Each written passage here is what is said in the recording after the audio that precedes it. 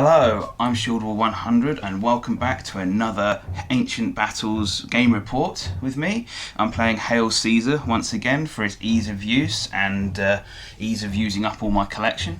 And yes, today we are in AD 357 or maybe 356, and we're looking at the late Roman Empire struggling with a barbarian invasion of Gaul that has been taking place for something like around about 6 to 7 years by now.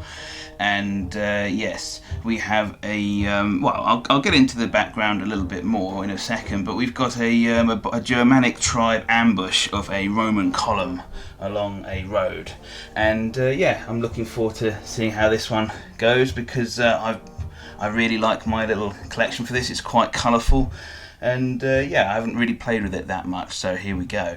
Okay, I'm gonna leave the model set up as is when I actually get round to showing you who's in what formations and what the actual victory conditions for this game are. I think it should be a good little narrative battle, really. I have no idea if this game is balanced at all. It's quite difficult to tell with Hail Caesar. Sometimes you get some wildly different results from the same scenarios. It's kind of nice that way. But yeah, it should be fun to push the models in and mash those squares together. Okay, let's get on with this. It's 356 AD, and Caesar Julian's campaign in the Roman province of Gaul has provided a somewhat stabilising effect on the region, and large numbers of additional limitane units have been recruited and trained to try to restore order to the border of said province along the Rhine frontier. These troops are representative of them. These are relatively newly trained, but they have finished their training. They were en route to rendezvous with a brigade of Roman cavalry to just escort them a little bit along the way and get them to their frontiers. These are not the crack elite Roman legionnaire fighting troops of legend, or of the time in fact. These are meant to be solid. These are heavy infantry for the most part, and they are they're meant to be garrisoning force, which is actually designed to cut off the traffic going backwards and forwards across the borders of the empire, which is actually providing a lifeline for the Germanic tribes to take slaves, booty, and all sorts of things. Cutting that off and moving the escape route, which the Germans need, may well be pivotal in the battles to come. And these troops are part of that plan. They've been, they're not, they're newly raised more or less. They're trained. They are en route. Unfortunately, maybe not the best of maybe not the best at scouting, shall I say. Some basic bog standard beginner mistakes made by their commanders, as the Germanic tribes here were actually able to lay an ambush on them, who were originally planning to attack them as they moved in column past this wooded region here. The Germanic tribes in the past, several years, have become very adept at ambushes and things like that on Roman columns.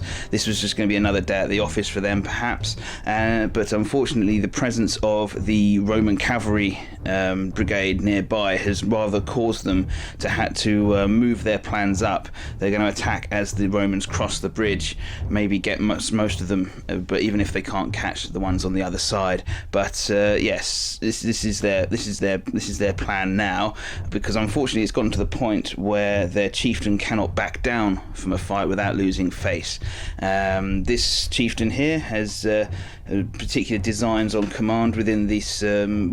The Germans at this point consider Gaul to be part of their empire now, because by right of conquest, and losing face means losing potential territory when it's eventually carved up amongst the various kings. So they need to really make sure that he's still seen to be fighting and leading his troops into battle. Right, so let's have a look, see what we've got in particular. Right, so as they move down the road, the first thing as the Romans note of this incoming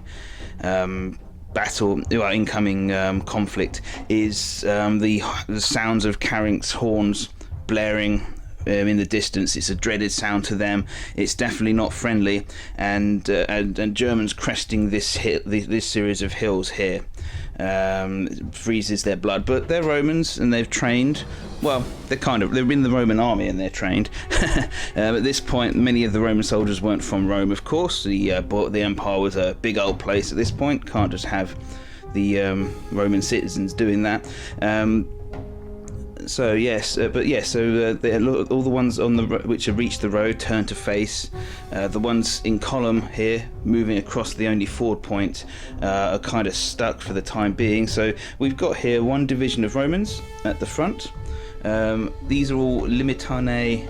The ones with spears are limitane heavy infantry. So they're actually standard heavy infantry. They carry ordinary, spears. These are not what called classed as long spears for the purpose of the rules. They're just spearmen. They've got the decent heavy infantry stat line because they've completed their training. They are ready for a fight. However, they do. I'm keeping the levy rule in for them, which makes it that much harder for them to shake off disorder should it come their way, because they just haven't actually really cut their teeth yet. I was tempted to give them freshly raised, but bloody hell, they've got enough problems as it is at this point in time. And this is a unit of archers here, a standard unit of light infantry archers. Okay, nice and simple, standard size, not small size, and these guys are pointing this way, having managed to turn to face. Unfortunately, their commander here, along with the sound of the carrinks, a small hail of arrows rained down on the head of the column where he'd situated himself, and took out their primary commander. So it's a subordinate who's taken control for now. See, here's the offending guys who did that, and so their command value is going to be a 7 for this particular battle. I thought it would be more interesting to mix and match the command values a little bit. The command behind consists of 2 further units of heavy infantry limitane, and another unit of archers, and a scorpion light artillery piece for funsies. Their commander is an 8. It has a command value of 8. Nice standard, nothing particular. Okay. In the distance, there are Roman cavalry coming at some point during the battle. They'll have heard the commotion up ahead, and their presence nearby is the reason for the Germans rather speeding up their ambuscade. But we'll see. I'll give you a rundown as to their composition as and when they arrive. Okay, I'm just going to take a quick break, and then I'm going to move on to showing you what's in the German side of things. Okay, battery now replaced in my camcorder, so I can continue on without having to sweatily worry about what's in the what the little number decreasing in my top right monitor here. Okay, so the Germanic tribes, the Alemanni, I think is what they were, but it could be one of any number of this confederation who's been causing this much havoc. These guys have been staying in Gaul for quite some time, many years, with some traffic backwards and forwards across the Rhine with slaves and booty and all sorts of things, and just going home perhaps. But yes, these are, well, a mixture of keen amateurs and seasoned warriors, shall we say? And let's get into it. So the main actual division, shall we say, the main battle-hardened troops we found across in this middle part of the battle here on the hill. We've got the German commander-in-chief. Oh, I should mention that the German tribes in this particular battle, there's only 2 individual brigades or divisions, shall we say, with 2 commanders. Could give them some problems compared to the Romans in terms of command and control, but they have a generally easier job of just point and go. So, there you are. Here's their commander on horseback. He is in overall command of this army, and he has the best troops at his disposal. He's handpicked all the cavalry are in his division here. So these are Germanic heavy cavalry, Gothic heavy cavalry. These are absolutely no joke. These guys will chew up an infantry unit good and proper if left to their, if all goes well. And yes, like I said, heavy cavalrymen, full, in armor with decent weapons, good fighters, the lot of them, and the strike force of the Gothic army. Behind them, we've got 2 units of Gothic warband. Okay, all the infantry units, well, in blocks anyway, like this, that you'll see in this Gothic army are classed as warband, which means that they generally are better in the first round of any given combat, and then their sort of enthusiasm and ability sort of tails off afterwards. Yeah, for the purposes of this battle, the units for the Goths are in warband, basically. Because of the varying quality amongst them from front to back. You can actually see the actual units. You can see they're unarmoured further back, but the front ranks in these two warbands certainly are armoured, which means that in the Gothic army list you can give them tough fighters as a rule and stubborn as a rule. If they've got an armoured front rank, I've given them those rules. For the other warbands in this brigade mostly, which you'll see, we have some warbands which don't have that benefit of having armoured troops at the front, so they're just going to be standard warband with no special rules. Okay, just the basics as you get for the Gothics in their army list book. I'm using the army list book because it means I don't have to do much thinking, which is great. So this main division here, 2 units of cavalry and 2 solid units of warband is what the commander-in-chief has chosen to lead. He's left everything else in the battle to his subordinate here, whether or not the subordinate wants to. Which includes, well, this solid unit of armoured warband here and 3 warbands which don't have anything particularly going on for them, but they're still potentially able to overrun a Roman, equivalent size unit, no problem if everything if things go their way. He also has these javelinmen at the front, and technically speaking, the Gothic, the Goth skirmishers in the woods can be, I'm saying they're just going to be controlled by either side, but they can't be used as part of any sort of brigade order. They have to be given individual orders on each unit. These guys were just told to infiltrate into the woods and cause hassle for anyone coming past on the road. So I'm not assigning them to any particular division. They can't really, it'll be difficult to order them as the game goes on, but they're there for colour and some harassing fire. Okay, so here we go. The Goths have had to, prematurely activate their ambush from where they wanted to be. They wanted to massacre a large unit of Roman reinforcements along the road and take some more Roman armour and weaponry and pay possibly as booty, but they're having to do this. It's too late for them to call off the attack now. Meanwhile, the Romans, for their part, are very much in an unfortunate position for them. They've about faced to face the opponents, but that's about as good as it's going to get, and one of their leaders has been shot by a very, very lucky arrow. Will the Roman cavalry arrive in time? This is very much a cavalry to the rescue sort of scenario, and I want to see how it goes. Okay, we're going to fight until one side has lost 2 of its divisions. Okay, so it's either both of the Germanic tribes being broken, or if the Romans lose 2 of their 3 divisions as the game concludes. Okay, so I'm going to get on with starting the game turn 1 now. I think we're going to start with the Germans going first, since it's their ambush after all, and let's get rolling some dice. Okay, I just finished the command phase of the Gothic first turn. No one in range to do an initiative move. This is how Hail Caesar works. If you're within 12 inches of your opponent, you get 1 move on initiative if you so choose. But there was not a possibility at the beginning of the game. So starting off over here with the sub-commander, he managed to get 1 order, and it was an straightforward enough one, to get his division moving forwards and to try and cut down the amount of manoeuvre room the Romans have. Unfortunately for the Goths, the commander-in-chief rolled an 11 for his command roll to get his units moving, or possibly even charging into combat turn 1 would have been suitably brutal, but he failed, obviously deciding he's going to do a rousing speech beforehand, and yes, that's rather spoiled things for the Gothic element of surprise. Okay, let's move on. I don't think there's anyone really in range to do any shooting, but if there is, I'll report back. If not, I'll move on to the Roman turn.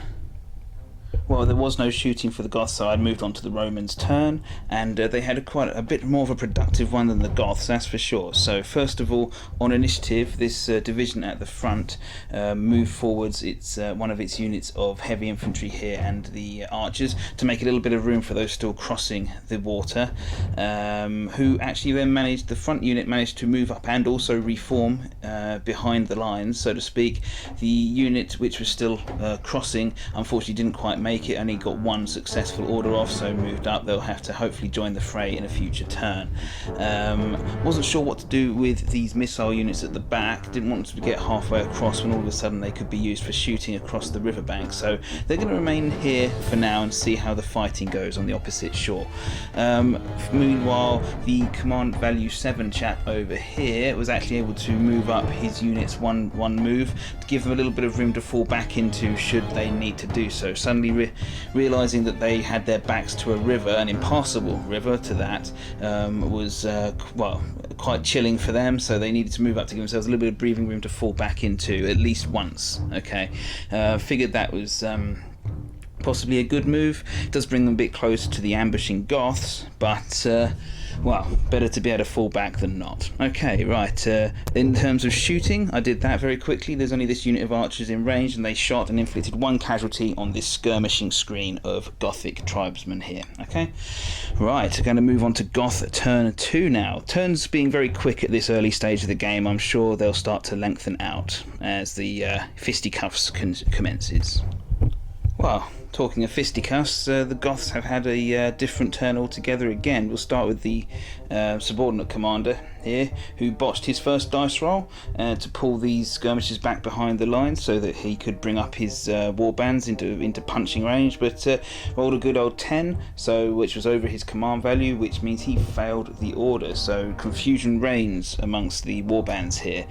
Conversely, however, the Gothic war chieftain has actually managed to order not one but both of his units of heavy cavalry to charge home onto the beleaguered Roman Limitane here, and yes, looking forward to seeing how that shapes up in the shooting phase, in the close combat phase. Sorry. Unfortunately, he then failed to order his own warbands at the back, who obviously haven't quite got the message, and yes, so unfortunately, a bit of a disjointed scene there for the Goths, but finally they got someone in. I'm going to do the combat phase now, and I'll report back to you and show you what's happened. Okay, and the combat phase is now complete, and in both occasions the Romans decided to crouch up behind their shields, lock shields, and prepare for the onslaught of the Gothic cavalry. Doing so gives them +1 to their armor save, but -1 to their roll to hit, but it could save them, and it actually kind of did in this situation, because both units are still on the board, albeit both have been pushed back. I'll just so that move up they did in their own turn before they got engaged actually did save their bacon. If they'd been pushed back into the river, they would have been destroyed automatically. Fortunately for them, they did lose both combats, but only by 1 point each, which is good. Their armor save, well, their morale save coming to their rescue. The unit closest to us has also gone disordered in being pushed back. This unit is still in relatively good order. A little bit of attrition on the Gothic cavalry, but they'll be looking forward to their next turn and perhaps adding some trophies to their to their trophy racks. And yeah, let's carry on. It'll be back to the Romans for the Roman turn 2. Okay, just more reorganisation really on the Roman side for their command phase of turn 2. They've managed, this unit which was behind the archers just turned a little bit to adjust to the fact that there may be cavalry rampant on their flank soon. A bit dangerous when there's also infantry to their front, but needs must, I guess, when the devil drives. This unit which was crossing the river managed to cross, but only managed to get 1 successful order, so failed to move to reform into line before the end of its turn. So hopefully, it's hoping it won't get caught in combat like this. It just needs 1 more turn to form up into battle formation. Having done that, the commander then failed to fit any more orders, so both of these missile units are stuck at the back of the board again. Not much room for them over here, to be perfectly honest. Right, we're going to go on to the shooting and then the close combat phases, and I'll report back on what happens then.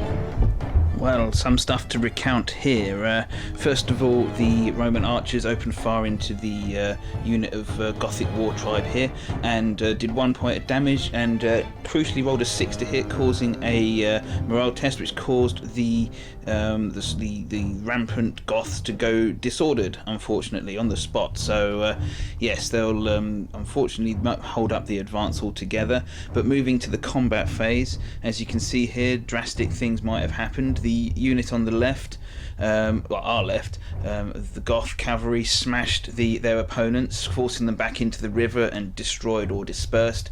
Meanwhile, the disordered unit of Romans actually managed to hold on for grim life, managed to draw their combat against the Gothic cavalry, 1 casualty apiece, thanks to them locking their shields once again. And yes, it's sort of held an entire rout up on the Roman right here, but unfortunately for them, it's not looking good. It's the Goths' turn next, and looks like some threatening cavalry on their flank.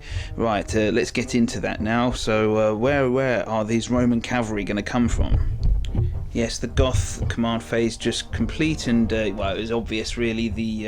The victorious unit of Gothic cavalry smashes into the side of the beleaguered Romans here, who already engaged their front by other Gothic cavalry. Not a great situation to be in, made even worse by the fact that they're already in disorder, so oof, not good for them, as I'm sure we'll find out soon. Unfortunately, for the rest of the Gothic turn was rather underwhelming. The commander-in-chief managed to move up his infantry one move just to the top of the hill, so kind of where the cavalry started, unfortunately. So not the most, dynamic of divisions here, but even worse, the subordinate commander and all of his assorted warbands failed his very first order, couldn't move them in. Did manage to, on initiative, get the skirmish screen out of the way, but this unit here is already disordered. This is the unit with the heavily armoured guys in the front, so actually the better fighters, but even so, this warband really wanted to charge home on them, but botched the order, so maybe these guys have led the lives of easy plunder rather too long, and not really up for fighting for their loot when it's been so easy to come by of late. But yes, for whatever reason, they didn't get the spirit up to get into combat with their opposite numbers in the Roman army. Okay, which is somewhat of a relief for the Roman army, these being fairly inexperienced levy troops, like I said earlier. So yes, they're definitely doing a good job of fluffing their feathers up. Anyway, right, let's move on to the combat phase. I think it will just be the combat over there to do, and I'll report back. Okay, yes, the beleaguered unit of Roman Limitanae have been wiped out by the by the victorious Goths arriving on their flank and cutting them down. It did a lot of damage, shook the unit and forced them into the river, so destroyed. Having done so, both units could make their move, and the frontal unit of Goths actually went into the unit behind. It did block this unit here, so they've just had to reform on the spot a little bit just to turn to face. That's that. So Romans being crunched in and now threatened on multiple sides. It's not looking good for them at all, but yeah, well, we'll see. That's a fresh unit now that's just crossed the river that's in combat. We'll see how that goes for them, but yes, we're going to move on into turn 3. The Goths who were disordered have recovered their composure now, and yes, it's over to the Romans' turn 3 now, and I can reveal that now is the turn where turn 3 is where their cavalry will arrive on the board from this end of it, and we'll see if it's too late in the day to court to do anything about it now, but let's go to that now. Okay, just to give you an idea as to what's turning up on the flank, we have the final division of late Romans. This is a cavalry brigade, and pretty tasty one it is too. Elite heavy cavalry arriving. So there's actually another. This is a unit of late Roman heavy cavalry. There'll be another unit deploying after them on the road for next turn as well. Just couldn't really fit it on the board this time, so they'll be joining us in turn 4. Right, these guys are tough. These are every bit the equal of their Gothic counterparts, but further along we have a unit of Roman cataphracts as well, which I want to get on the board because this is an expensive unit in terms of points, money and also weight. This is all metal, so on this mat it creates a kind of a bow wave effect as I move it across the board, and damn right I'm going to use it if I possibly can. And yes, very easily one of the most powerful units in this era. Okay, it's heavy cavalry, heavily armoured, very cool indeed. Bit slower though than the other cavalry, but let's see, hopefully not too slow to make a difference today. Right, going to move on into the Roman command phase now and give you a rundown as to who managed to do what. Let's hope this guy doesn't fail an order. However, if he does, these Roman cavalry units are all drilled as well, so they're guaranteed to get at least one move. Okay, the Roman cavalry thundered into action and moved across 2 moves successfully into well, as much that far up the road as they possibly could. And yeah, they don't really care so much about maintaining their line. They need to intervene in this deteriorating situation here over by the ford. What happened next? Yes, over here the Romans were more or less trying to just hold on to what ground they can. This actual division here, brigade, group of units, whatever you want to say, is technically broken as regards the strict letter of the rules, but given the situation and given the small size of the game, I like to actually just let them carry on fighting until they're more or less burgered anyway, before I determine that they're actually going to fall back, because these guys have got nowhere really to go, so fighting on is kind of the most sensible thing for them to do anyway. So yeah, so yes, I'm going to let them carry on for now. I'd do the same for the other side. It's just whatever makes it more interesting for me personally when I'm playing solo. So there. Their commander did actually move back though to be near them, which is actually quite useful as they prepare to launch another volley into the ranks of the Goths before closing. Yeah, before things get too close for them to shoot at anymore. The commander over here, the other command, this unit behind managed to form into a battle formation behind the lines, just hoping that their flank holds. The Scorpion actually turned to shoot into the Goth cavalry, which is what it will be doing soon. So that's something that can actually contribute perhaps something this game.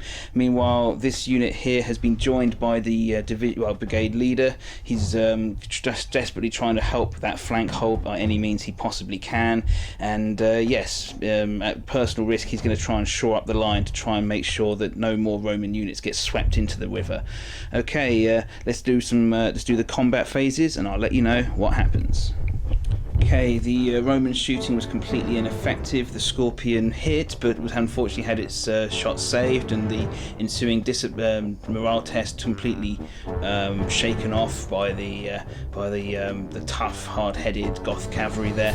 The archers here missed with every single one of their shots against their enemies there, so nothing at all for the Roman shooting, much to their dismay. The combat was a nail-biting affair. The Goth cavalry smashed in, causing 3 hits out of this total stamina of 6 for this unit of Limitani heavy infantry, who locked shields again, as is the Roman way this game.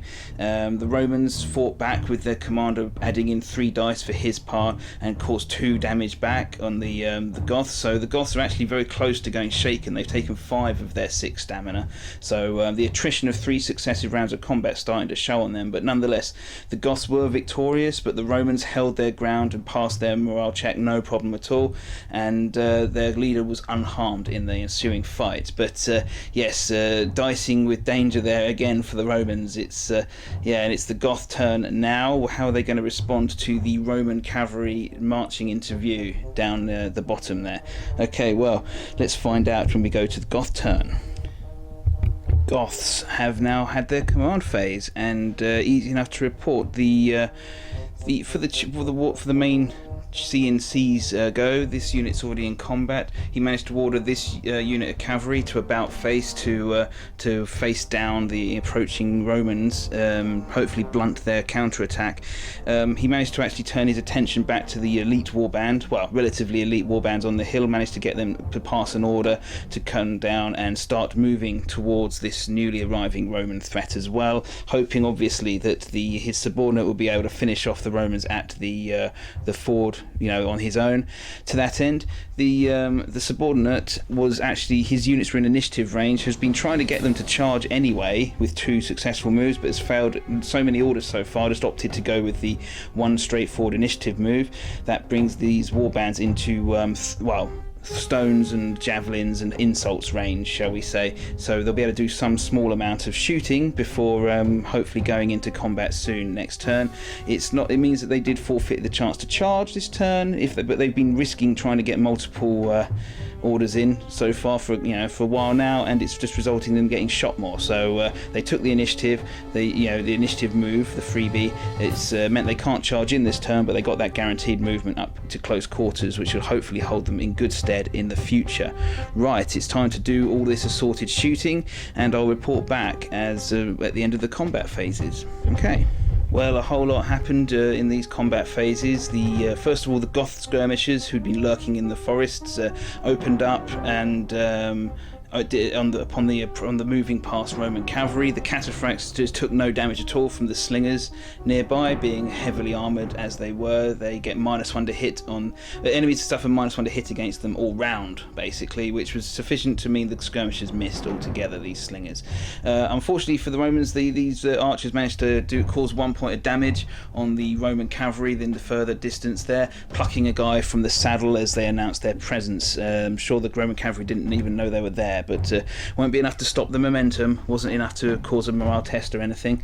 Moving further along in terms of shooting, oh yes, of course, these two warbands at the front open fire as well. It's a bit of a modern term for ancients, but they let loose with their whatever they had, their short range shooting, and caused 2 points of damage to this archer unit here on the Romans, but nothing to the spearmen, the heavy infantry on our right there. So okay, and in the combat phase, the Romans managed to dig in, lock their shields once again, and beat the Goth cavalry by 1 point. They passed every single save and didn't take any damage on their commander, so that meant that they could at least draw, and they caused 1 point of damage, which actually caused the Goth cavalry to go shaken there. 6 points of damage on a 6-hit unit, and nonetheless the Goths easily rolled a 10 on their morale check, meaning that they withdrew in good order. Okay, so they just got pushed back to regroup and come back maybe again later on in the day. The Romans, for their part, advanced into the gap created, and they'll be probably looking to throw their javelins in just a moment as well. So we're going to move back to the Roman turn now. Roman turn 5, I think it is. And we'll carry on. This game is getting much closer and closer range at every passing turn. This game has been for the Romans, it's been one of a game of constant reorganisation in a limited space, shall we say. So yes, finally they managed to edge this unit of archers towards the ford. Otherwise their commanders set about rallying hits off of their units. This commander took this unit down from 3 to 2 hits. Unfortunately, the guy who's on 7, don't forget command value 7 for this game, he decided he was going to try to take this unit down to from 2 hits to 1, but he failed his order, so no hits off for them. Okay, moving on, we're going to see what happened to the cavalry. Unfortunately for them, their impetus got slowed somewhat, possibly by the archery before, but only one successful order was issued to these units at the front, causing them just to move up. They're getting closer, but they're still not. I thought they might be able to charge in, but it wasn't to be. Oh well. So yes, but did give the unit which just arrived behind a good chance to fall in alongside their cataphract colleagues there, and so yes, so all of the units are now on the board. This is the Roman cavalry brigade in full, and it is looking beefy, but is it too little too late, or will it arrive just in time to save the day? Well, we're going to move to this combat phase now, and there's some Roman shooting to determine. Okay, change camera angles again. So yes, the Roman shooting phase was a bit of a mixed bag, unfortunately mostly bad. Once again, the Scorpion failed to do anything to this unit of heavy cavalry over here, who are just casually showing their butts to it, having rolled a 6 on its morale save. So yeah, can't do anything about that, says the Scorpio. This unit of archers caused 2 further hits on the chonky unit of Gothic warband here, taking them up to 3, which is quite significant really. The missile fire from this unit of Limitane managed to cause a point of damage to the Gothic tribesmen here, but nothing else. And finally, the unit here of Limitane, who'd occupied the space vacated by these Goth cavalry, had threw its missile weapons at them, causing some hits, forcing a morale check because the unit had gone over its stamina value, but it was not enough to cause the Goths even to withdraw. They were more than equal to the task, rolling very high on their morale check. So that concludes the Roman turn. We're going to move on into the Goth turn, and they've got some things they really want to do. And with manly oaths and crashing of steel, the Goth turn erupted as, on initiative, these front two warbands on the far right hand of my board here have smashed into their Roman counterparts. Finally, it's taken this long to get there. I thought it'd be a lot quicker than that, given the size of the board. But you know, things don't always happen the way you expect. And yes, but they're in now, and we'll be seeing that happen, well, soon. The Gothic subordinate commander decided he was going to jump into this combat here against the heavy infantry, see if he could lend his weight to it. He's hoping that the tough warband here will be enough to see off the archers accompanied by the Roman commander or not, but hey, we'll see. The commander-in-chief had a really good turn as well. His first of all, his unit of cavalry facing down the Roman reinforcements smashed into their opposite numbers along the road there, as you can see. So looking forward to seeing how that one comes up.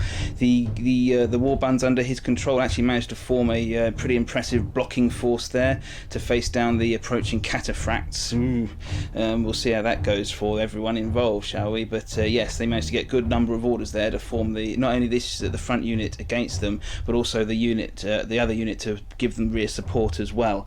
And finally, on initiative, well, actually he pulled back. Sorry, the unit behind here, the shaken unit has been pulled back so that they can recover in future turns, perhaps get back into the fray. So pretty good turn altogether so far for the Goths. Let's see if the dice desert them though in the combat phases.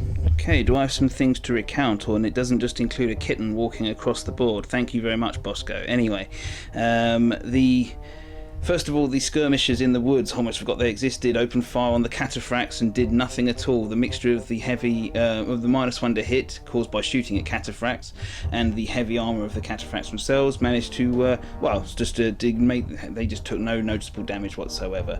That was it for shooting, so we went to the close combat and started with the cavalry, and boy, the Romans cavalry evaporated their opponents, just marmalised them completely, took 0 damage themselves with 5 out of 5 successful armour saves, and when they hit back they caused 5 out of 5 unsaved armour saves on the Goths. Just complete dice, completely arbitrary. There's no, there was absolutely no. It could have gone either way. The dice rolls could have gone exactly the same the other way, but fate smiled upon the Romans this time. Mars was with them. Well, actually they're Christians by now, but maybe Mars was still with them. Hey, sticking around for old time's sake. But yes, it poofed them altogether out of existence. Those Goth cavalry, they failed their morale check and were smashed to bits. Obviously, taking down those Roman Limitane units has just has just tired them out enough, and the Romans were angry enough to seal the deal with revenge. So yes, and they swept on into this space here, looking to influence the infantry battle. Speaking of which, the infantry battle was quite brutal as well. The tough Gothic unit smacked into their opponents and nearly routed them. It was only like 1 or 2 points off. Managed to drive them back in disorder, shaken them. They were way over their stamina limit, and disordered them as well. They're almost on their own stamina limit, having taken all this attrition getting there, but ignore that, ladies and gentlemen. That's the cat doing cat things with my collection. Anyway, moving along. I will get to that in a minute. And yes, this final combat on the far side, the Romans braced, locked their shields, and actually managed to win the combat against the Gothic tribesmen, causing 4 points of damage to 3. But the presence of the leader here managed to tip it back in there. Well, it managed to just keep them there. And yes, the Goth tribesmen are not moving anywhere. The combat will continue. Right, time to do some first aid on some models, and then get back on with the Roman turn. Okay, the melee swells even more as the Roman cavalry reinforcements just get involved and sweep into the sides of the Gothic units. Well, sides. The victorious unit of Romans has swept into combat with the shaken unit of Gothic cavalry, who can't countercharge. They'll be taken at the halt against the righteous fury of the Roman horsemen. Meanwhile, the cataphracts have crashed into the front of the formed up Gothic tribesmen. We'll see how that combat goes, and I can't wait. It's going to be quite the spectacle, I'm sure. Meanwhile, the final unit of cavalry is just continuing continuing along the road to intervene as needed. It's good to have. It's a good sort of unit to have to intervene as needed as well. It hits very hard. Meanwhile, over here, the Romans have continued to take hits off of this unit by continuing to rally. There's not really an awful lot more. They're kind of embroiled across the front here with not much room to manoeuvre at all. So yeah, couldn't even really move into support that much. But you know, well, that's that. Let's get on with the combat phase and let's see what happens. Wow, so much happened I may fail to recount. So it was a Roman combat phase. Okay, first of all, the archers who are in combat here just got disintegrated by their opponents, as was kind of expected. Didn't even do enough damage to put them into shaken status, and the Goths have swung round to attack the flank of their opponents here. Likewise, the Roman misfortune continued in the unit of spearmen that was here, despite shaking their opponents being destroyed in turn. Again, yeah, just lots of good dice rolls from the Goths finally to really just put the pressure on the Romans now. This unit is, however, shaken, so it cannot take any actual any further offensive actions in this game until it rallies that hit off, takes it down to 5. It couldn't pull back either because the width of the depth of the bases is too much, so we'll need to do some manoeuvring in their own turn to actually redress their lines a bit. But yeah, not too bad there for the Goths. I think they'll take that. That actually wipes out the Roman division that had crossed the bridge at the beginning of the game. So yeah, there you are. What next? Sorry. Yes, the Roman cavalry. Almost predictably, for the cost of 1 hit on themselves, take them up to 3, managed to destroy the other unit of Goth heavy cavalry, which was caught at the halt and shaken, so odds were kind of against them. Beat them up pretty badly and destroyed them, so yeah, not so good. They then wheeled to threaten the rear of this big old blob of Goths, who for their part took 2 damage from the attacking cataphracts, did none back in return. The cataphracts passed all their saves, which is actually kind of, you know, lucky. These guys aren't that heavily armoured that you should just expect them to pass everything. They still only save on 4 pluses. It's just that they're, you know, heavily armoured all round, so they don't, you know, so shooting tends to have less effect on them. But nonetheless, yes, the cataphracts won the combat by 2, but the Goths managed to pass all of their pass their morale check pretty easily, and they'll be sticking around for another turn, where both sides stuff a reduced number of dice because the sustained combat value on both these units is much reduced. Right, we're going to move to the Goth turn now. It's still potentially anyone's battle. Lots of Romans still to die, but yes, it's difficult to call. It's difficult to call. Let's see what happens. Goth command phase is now concluded, and yes, predictably this unit of Goths thundered into the side of their Roman enemies there.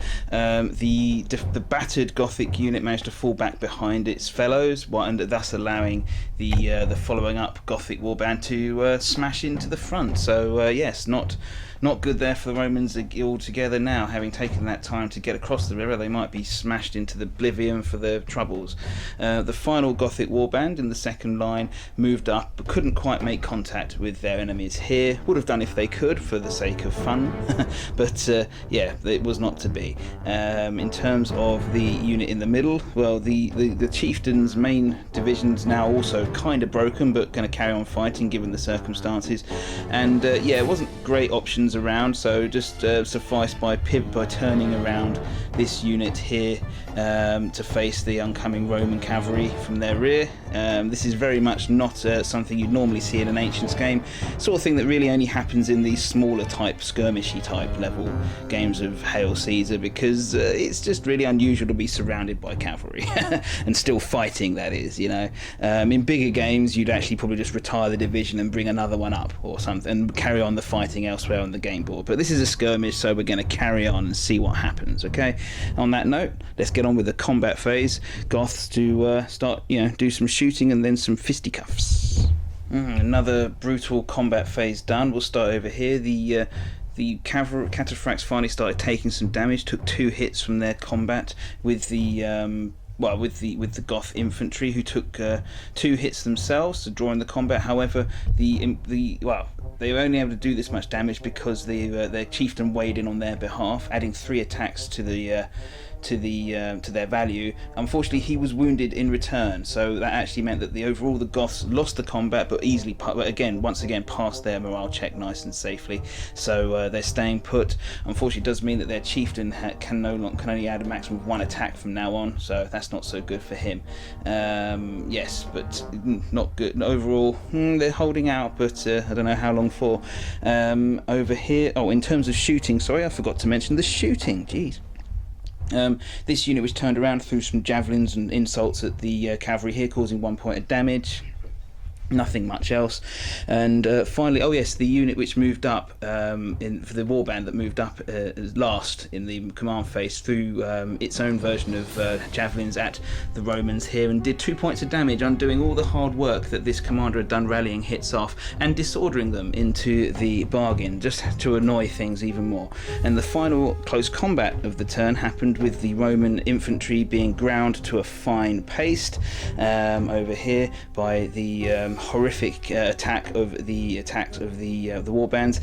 The damage the Romans did was to cause 3 points of casualty, 3 damage points on this unit of warband behind them. Takes them halfway towards being shaken, but that's another unit of Romans dead and disordered and dispersed. So it's going to be a Pyrrhic victory at best for the Romans now, I think, but let's carry on anyway. So let's carry on. It's going to be the Romans' turn now to go, and yes, this game's starting to play itself in terms of who moves where. Okay, well, the Romans done. They went the command phase at least. On initiative, this unit of cavalry smacked into the Gothic infantry here, sandwiched between cataphracts and heavy cavalry. Never a good place to be. The general tried to move up this unit of the second unit of cavalry to charge these guys here, but unfortunately failed his order. They're drilled though, so they still get 1 move, which was enough to put them here. And that basically pretty much concludes the Romans. This unit being disordered means that they cannot really do much. They're facing down units from 2 sides anyway, and the units behind on the other side of the shoreline are not going to be coming across here anytime soon, unless they are threatened with decimation or something perhaps. But not happening. But they will shoot across the river as is their wont, which would probably be useful anyway. Right, let's move to the combat phases and see what happens. And yes, that I think will be the last turn, but let's show you what happened. First of all, in the shooting phase, the Romans here disordered, threw some javelins into this warband, causing 1 point of damage. Nothing really interesting there. However, the Romans on the other side of the shore, the Scorpion and this unit of archers, who've been very patient and watching with interest the ongoing battle on the other side of the river, opened fire on the heavily armoured unit of warband here and actually caused enough damage to force a morale test and disperse them. The unit of Goth there had taken a bit of a beating over the course of the game, and this was just a barrage from nowhere, too much for them, and they just decided to enough was enough and dispersed back home. Right, so moving into the combat in the centre though, we have. Let's see. Right, yes, the Goths were wiped out, basically. Yes, this unit of Romans did a huge amount of damage to their enemies, did 9 points of damage. They were joined by their general, who weighed in with 3 additional hits for his 3 attacks. Didn't get hurt himself into the bargain, but the Goths replied and actually managed to take these cavalry to shaken status by taking them to 6 points of damage altogether. But having pack-manned their way through the best the Goth army was able to throw at them, I think this unit deserves a bit of a rest now. So they've done their job, and the cataphracts for their part were able to smash their opponents finally. The enemy leader not being able to add in his full weight of attacks really helped, and they were able to disperse those pesky Goths in front of them who couldn't withdraw due to the presence of the cavalry behind them. And I know I said the original victory conditions was for the Romans had to destroy both of the Gothic divisions, but I'm going to call it there because the cream of the Gothic units have been all wiped out. So all we've got left actually are warbands consisting of less enthusiastic people who've been here for the looting picnic rather than for the actual pitched battle war. Technically speaking, this other division isn't broken, but it probably will be very soon, even if they do manage to achieve anything in the last few turns.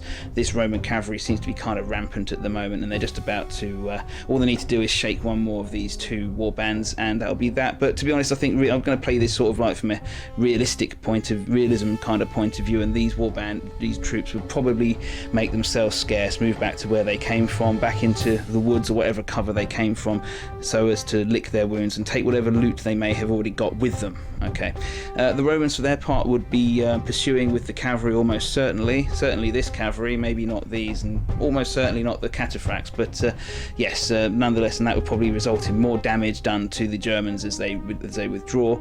But yes, certainly the Roman infantry will be licking its wounds. They took a massive battering, as was expected from the setup, really. I'm actually surprised they managed to hold up as well as they did. It was aided in no small part due to the rubbishy command rolls for the Goths at the beginning of the game. It's possible in in many renditions of this game that I could have played that the Goth cavalry even could just charge straight in turn 1 and routed all the the Roman infantry into the river straight away, and the slow advance of the Goth infantry could also have been much quicker, and it resulted in much more Roman damage before the cavalry even arrived. But that's not always the case, and that's why I like this game. You never can quite tell exactly what's going to happen, and even if you do have a really one-sided game, you never know if you're going to replay it and get a totally different result. And this time I'm going to say the Romans won, Rome Victor and all that sort of thing. But I do like my Gothic tribes, so I'm not biased at all. I really like them, and don't forget, in many cases, some of these Roman infantrymen may well have been fighting in the Gothic tribes, and vice versa, in the previous year. So let's not get too excited about Roman superiority. This is only a Roman army kind of in name. But nonetheless, we're going to call it there. The superior organisation of the Romans has won. Definitely there. Their ability to make the most of the limited space, bring the units across the board when in the fate went, and capitalise on the bad command rolls of the Goths really got them out of dodge this time. But yeah, they'll be able to shore up their forts with the reconstituted units of the survivors, and and this cavalry division will be able to definitely sew a few more medals onto its uniforms, if that's what they do in this time. Whatever it is, they'll probably try and embellish their role. Not that they need to do much to do that. They did a good job. They will be going on to an altogether more fateful encounter somewhere near Strasbourg in the following year, where the fate of the Gallic province will really be determined. Right, well, I'm Shield War 100.